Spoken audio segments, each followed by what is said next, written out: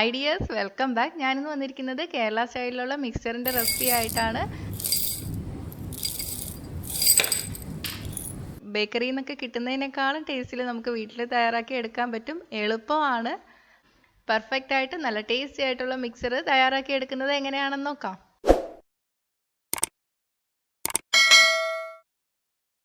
ആദ്യം നമുക്ക് സേവ് തയ്യാറാക്കി എടുക്കണം. സേവ് മാത്രമല്ല, കുറച്ച് നമ്മൾ പക്കാവട പോലെയും ഉണ്ടാക്കിയെടുക്കും. അപ്പോൾ അതിന് രണ്ടിന് വേണ്ടിയിട്ടുള്ള മാവ് നമുക്ക് ഒന്നിച്ച് കുഴച്ചെടുക്കാം. ഞാനിവിടെ 2 കപ്പ് കടലമാവാണ് എടുത്തിരിക്കുന്നത്. ഇനി ഇതിലോട്ട് 1/2 ടീസ്പൂൺ മുളക് പൊടി ചേർത്ത് കൊടുക്കാം. നമ്മൾ കാശ്മീരി മുളക് പൊടിയാണ് എടുക്കുന്നതെങ്കിൽ കുറച്ചും കൂടെ കളറും കിട്ടും, എരിവും കുറവായിരിക്കും. 1/4 ടീസ്പൂൺ മഞ്ഞൾപ്പൊടി, 2 നുള്ള് കായപ്പൊടി, ആവശ്യത്തിന് ഉപ്പ്, ഇതെല്ലാം കൂടി ചേർത്തിട്ട് നന്നായിട്ടൊന്ന് മിക്സ് ചെയ്ത് കൊടുക്കാം. മിക്സ് ചെയ്തെടുത്തിട്ടുണ്ട്. ഇനി ഞാൻ ഇതിലോട്ട് 1 ടീസ്പൂൺ ബട്ടർ കൂടി ചേർത്ത് കൊടുക്കുകയാണ്. ഇത് ഓപ്ഷണലാണ്, ഉണ്ടെങ്കിൽ മാത്രം ചേർത്താൽ മതി.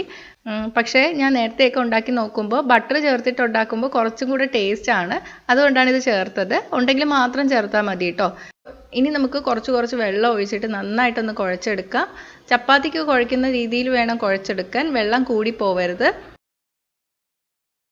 ഇപ്പോൾ കുഴച്ചെടുത്തിട്ടുണ്ട്, പക്ഷേ കടലമാവ് ആയതുകൊണ്ട് കയ്യിൽ നന്നായിട്ട് ഒട്ടിപ്പിടിക്കും. അപ്പോൾ കുറച്ചൊന്ന് എണ്ണ ഒഴിച്ചതിന് ശേഷം കുഴച്ചെടുക്കാം. 1-2 ടീസ്പൂൺ എണ്ണ ഒഴിച്ചിട്ട് നന്നായിട്ട് ഒന്നും കൂടി കുഴച്ചെടുക്കാം. അപ്പോൾ ഈ ഒട്ടിപ്പിടിക്കുന്നതൊക്കെ മാറിക്കിട്ടും. അപ്പോൾ ഇതാ കുഴച്ചെടുത്തിട്ടുണ്ട്. ഇനി നമുക്കിത് മാറ്റി വയ്ക്കാം. ഇനി നമുക്ക് ബൂന്തിക്ക് വേണ്ടിയിട്ടുള്ള മാവ് തയ്യാറാക്കി എടുക്കാം. അതിന് വേണ്ടിയിട്ട് ഞാനിവിടെ 3/4 കപ്പ് കടലമാവാണ് എടുത്തിരിക്കുന്നത്. ഇതിലോട്ട് 1/4 ടീസ്പൂൺ മുളക് പൊടി, 1 നുള്ള് മഞ്ഞൾപ്പൊടി, 1 നുള്ള് കായപ്പൊടി, ആവശ്യത്തിന് ഉപ്പ്. ഇനി വെള്ളം കൂടി ചേർത്തിട്ട് ഒന്ന് ദോശമാവിന് പോലെ കലക്കിയെടുക്കാം. വെള്ളം കുറഞ്ഞും പോവരുത്, കൂടിയും പോവരുത്. ഇതിലോട്ട് വേണമെങ്കിൽ 1 നുള്ള് ബേക്കിംഗ് സോഡയും കൂടെ ചേർത്ത് കൊടുക്കുക. അപ്പം കുറച്ചും കൂടെ ക്രിസ്പി ആയി കിട്ടും. ഇതിലോട്ട് ഞാൻ 1/2 ടീസ്പൂൺ ബട്ടർ ചേർത്ത് കൊടുക്കുകയാണ്. നന്നായിട്ട് മിക്സ് ചെയ്തെടുക്കുക. ഇനി നമുക്ക് മിക്സ്ചർ തയ്യാറാക്കി എടുക്കാം. അതിന് വേണ്ടിയിട്ട് സേവനാഴി എടുത്തിട്ടുണ്ട്. 2 ചില്ലാണ് ഞാൻ എടുത്തിരിക്കുന്നത്. ഒന്ന് ഇടിയപ്പത്തിനൊക്കെ നമ്മൾ എടുക്കുന്ന ചില്ലും, രണ്ടാമത്തത് പക്കാവടയ്ക്കൊക്കെ എടുക്കുന്ന ചില്ലുമാണ്. സേവനാഴിയിൽ നല്ലവണ്ണം എണ്ണ തടവി കൊടുക്കുക.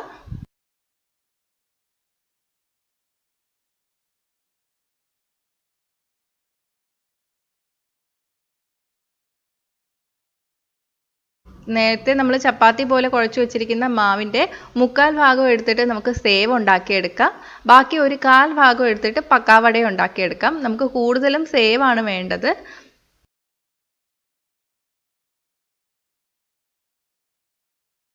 ഞാനിപ്പോൾ വെളിച്ചെണ്ണയിലാണ് ഉണ്ടാക്കിയെടുക്കുന്നത്. വെളിച്ചെണ്ണയിൽ ചെയ്യുമ്പോഴാണ് ടേസ്റ്റ് കൂടുതൽ. തീ മീഡിയത്തിലോട്ട് ഇട്ട് കൊടുക്കുക. ഹൈ ഫ്ലെയിമിൽ ഇടരുത്. എണ്ണ നല്ല ചൂടായിട്ട് വരണം. എണ്ണ ചൂടായിട്ട് വരുമ്പോഴേക്ക് നമുക്ക് ഇടിയപ്പത്തിൻ്റെ ചില്ലിട്ടിട്ട് ഇതുപോലെ പിഴിഞ്ഞൊഴിച്ചു കൊടുക്കാം. ഞാനിപ്പോൾ മോളിൽ നിന്നാണ് വീഡിയോ എടുക്കുന്നത്. കുറച്ച് പാടായിരിക്കും കാണാൻ വേണ്ടിയിട്ട്. 30 സെക്കൻഡ് ആകുമ്പോൾ നമ്മളിത് മറിച്ചിട്ട് കൊടുക്കണം. നമുക്ക് വെന്തില്ല എന്നൊക്കെ തോന്നും, പക്ഷേ കൂടുതലിട്ടാൽ കരിഞ്ഞു പോവും. കടലപ്പൊടിയിലാണ് ഉണ്ടാക്കുന്നത്. കരിഞ്ഞു പോയാൽ ഒട്ടും ടേസ്റ്റ് കാണില്ല. അപ്പോൾ ഇതാ 30 സെക്കൻഡ് കഴിഞ്ഞപ്പോൾ ഞാൻ മറിച്ചിട്ട് കൊടുത്തിട്ടുണ്ട്. ഇനി താഴെയും ഒരു 30 സെക്കൻഡ് ഇട്ടിട്ട് അപ്പം തന്നെ കോരി മാറ്റാം കേട്ടോ. കോരി മാറ്റുന്ന സമയത്ത് നമുക്ക് ക്രിസ്പി അല്ലാന്ന് തോന്നുമെങ്കിലും കുറച്ചും കൂടെ ഇരുന്ന് കഴിയുമ്പോൾ നല്ല ക്രിസ്പി ആയി വരും. നമുക്കിത് കോരി മാറ്റാം. ഇതുപോലെ എല്ലാം ഉണ്ടാക്കിയെടുക്കാം. നേരത്തെ ഞാൻ പറഞ്ഞില്ലേ 1/4 ഭാഗം മാവ് നമുക്ക് പക്കാവട പോലെ ആക്കി എടുക്കണമെന്ന്. അതിന് വേണ്ടിയിട്ട് പക്കാവടയുടെ ചില്ലിട്ടിട്ട് നേരത്തെ പോലെ തന്നെ പിഴിഞ്ഞൊഴിച്ചു കൊടുക്കുക.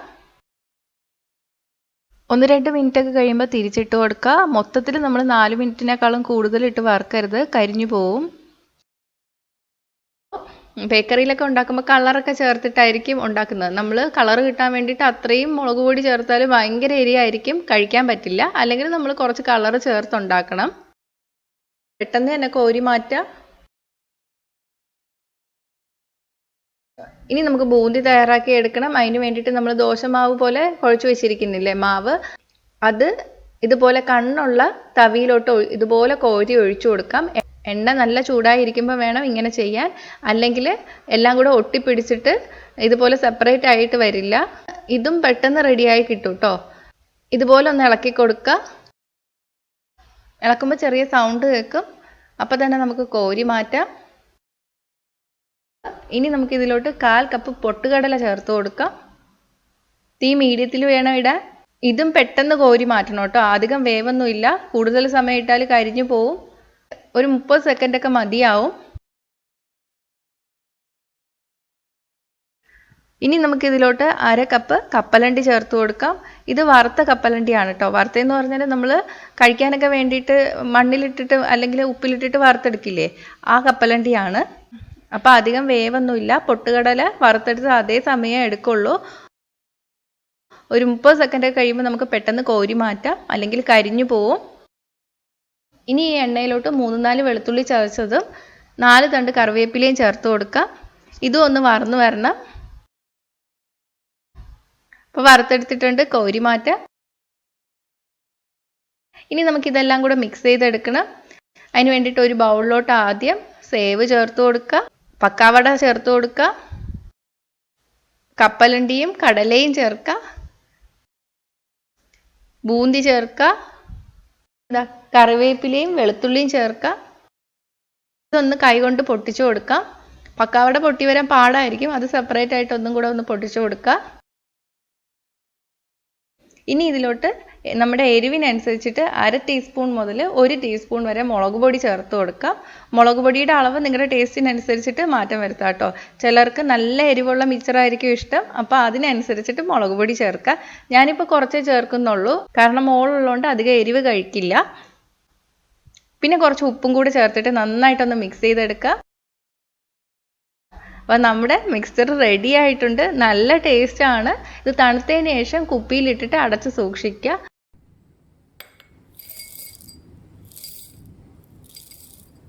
ഒരു മാസം വരെ കേടുകൂടാതിരിക്കും. നമ്മൾ കുപ്പിയിൽ നിന്ന് എടുത്തതിന് ശേഷം നല്ലപോലെ അടച്ചു വയ്ക്കുക, അപ്പോൾ തണുത്തു പോവുകയില്ല. ഒന്ന് ട്രൈ ചെയ്ത് നോക്കണം കേട്ടോ. നോക്കിയിട്ട് നിങ്ങളുടെ അഭിപ്രായം കമൻറ്റ് ചെയ്യുക. ഇഷ്ടമായെങ്കിൽ ലൈക്കും ഷെയറും ചെയ്യുക, ഇഷ്ടപ്പെട്ടില്ലെങ്കിൽ ഡിസ്ലൈക്കും ചെയ്യുക. കൂടുതൽ റെസിപ്പികൾക്കായിട്ട് ചാനൽ ഇതുവരെ സബ്സ്ക്രൈബ് ചെയ്തിട്ടില്ലെങ്കിൽ സബ്സ്ക്രൈബ് ചെയ്യാനും മറക്കല്ലേ. അപ്പോൾ അടുത്ത നല്ലൊരു റെസിപ്പി ആയിട്ട് കാണാം. ബൈ.